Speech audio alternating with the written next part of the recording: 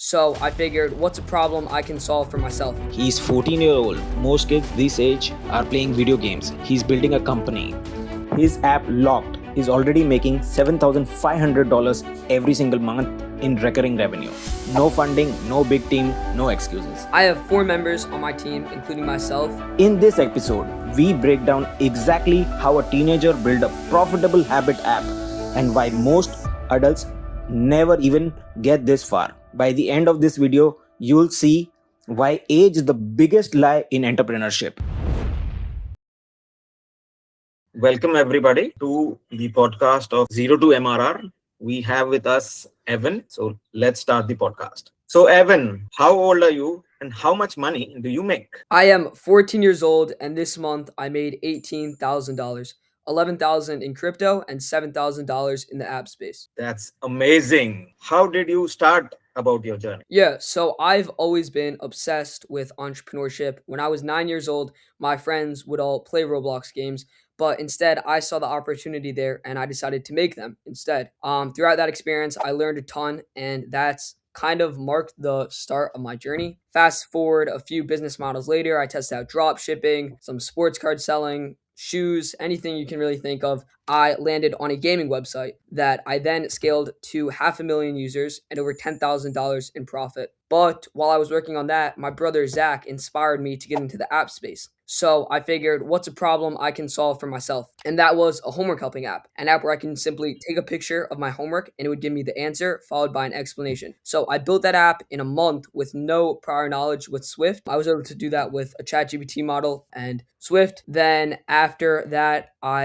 it was generating a few $100s a month consistently up until summer. But then after that, out of nowhere, once I already moved away from it, it started generating more and more revenue until it eventually peaked at 2K a month. Now it's consistently generating over $1,000 a month, and I'll be selling that soon for about $30,000 to $36,000. Anyways, my next app was Clear AI. This was an app to help you improve your skin and clear up your acne. I built it in 2 weeks, launched it before I left for camp, and my partner Joe was going to market for it over the summer. However, it didn't go too far, and I decided to pivot to Locked. And Locked is an app that helps users reset their life and take control. So with Locked, I launched in October, and our first month we did $2,000 in sales. Our second month we did $2,500 in sales, and now for our third month, the month of January, we're on track to do $6,500. That's amazing. In 3 months, you've scaled to $7,500. That's really, really crazy. Thank you.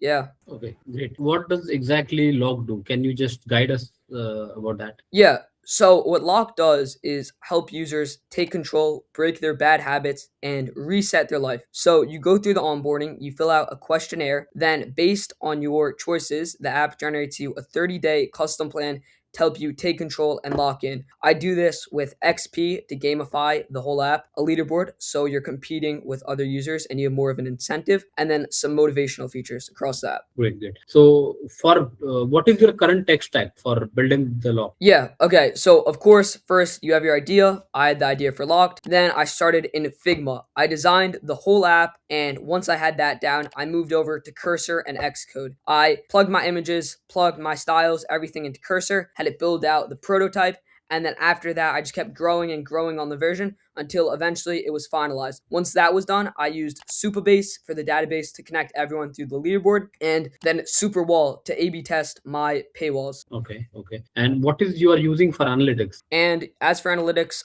using Superwall and App Store Connect. Okay, great, great. So you build an application, but how exactly you identified the problem? What is the exact pain point you identify that you thought I need to build this application? It is it's a pain for everybody. So let's solve it. How exactly you come through that? So yeah, the reason I decided to create Locked was actually because my friend came to me with a problem.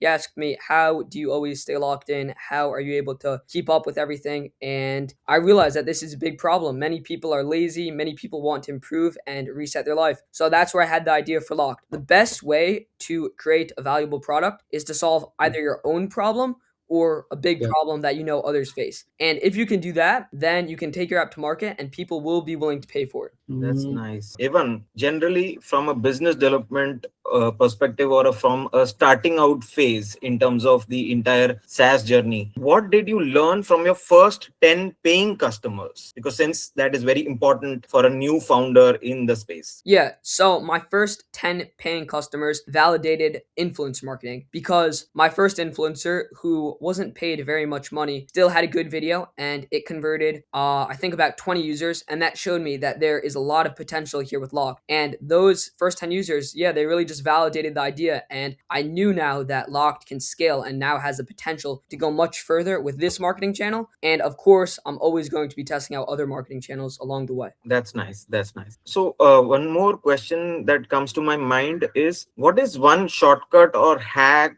or one technique that really gave you an unexpected growth in the revenue journey? Yeah, okay. So I want to cover two things. The first is speed. You want to make sure that you're moving as fast as possible, or else you'll be left behind. And the second thing is moving quickly with your marketing channels as well. They kind of go hand in hand. You want to make sure that you test out a bunch of marketing channels, and the ones that work best, you double down on and move even faster. So that's the best way to really grow as fast as possible. So, if you could give some examples of what marketing channels our audience should sort of go into. Yeah, of course. So you can test out X theme pages. You can test out Reddit marketing, commenting in those Reddit sections. You can test out influencer marketing, paid ads, ASO, and whichever channels are working, you should double down on and try to grow even more. Okay. So, the main question or the entire theme of the entire podcast, what is your current MRR? My current MRR across my apps is $7,500. And if you include the crypto for this month, I made $18,000. Well, technically $18,500. Wow, that's really nice. So, from a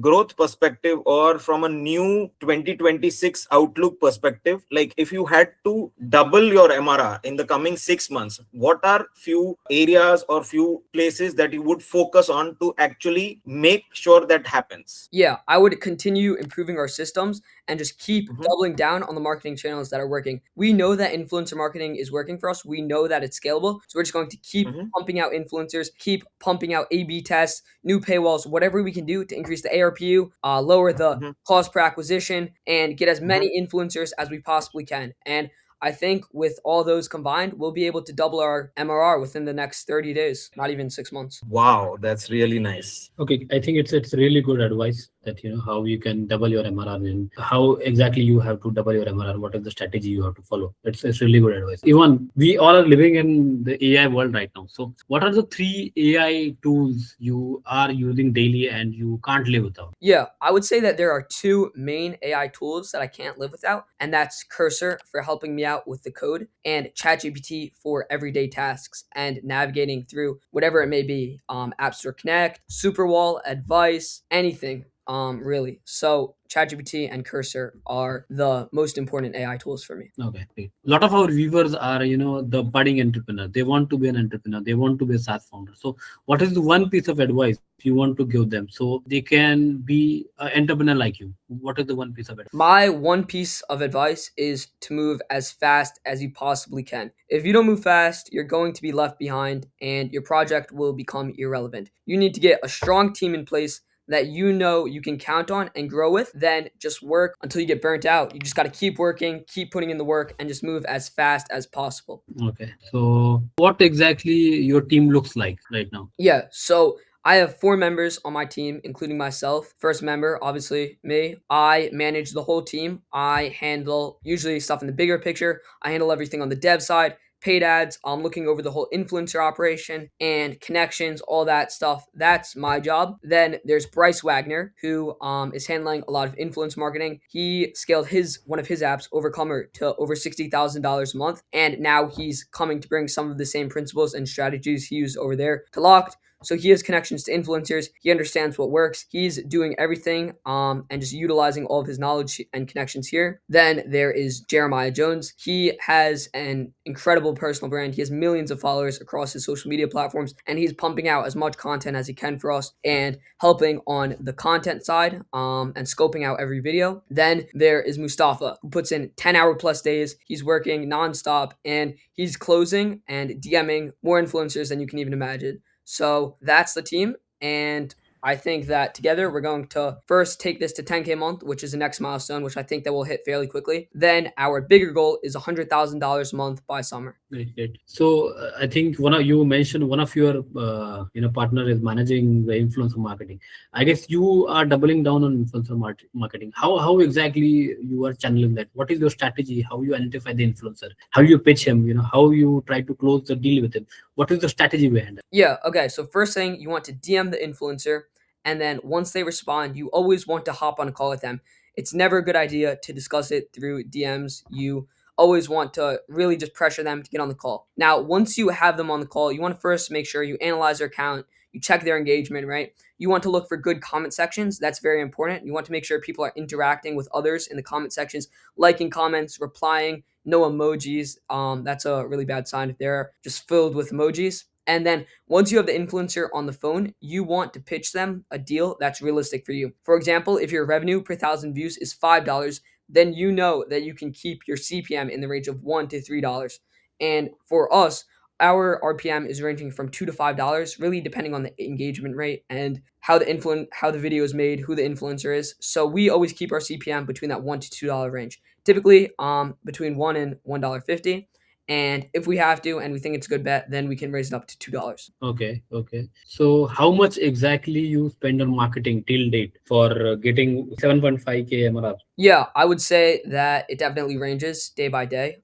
There are some days that we pay out an influencer $1,000. There are others where we maybe don't pay out any influencers at all. But throughout the course of this month, I would say to get that 7.5K, I probably spent about $3,000 to $4,000. So it's a really, really inspirational journey, especially understand for us also to the viewers also. Insightful podcast. Yeah, I really appreciate that. And I really appreciate you guys having me on as well. It was an awesome episode. And let us know in the comments, guys. Maybe we'll do another one. Yes, Sure, sure. definitely, Definitely will do. definitely.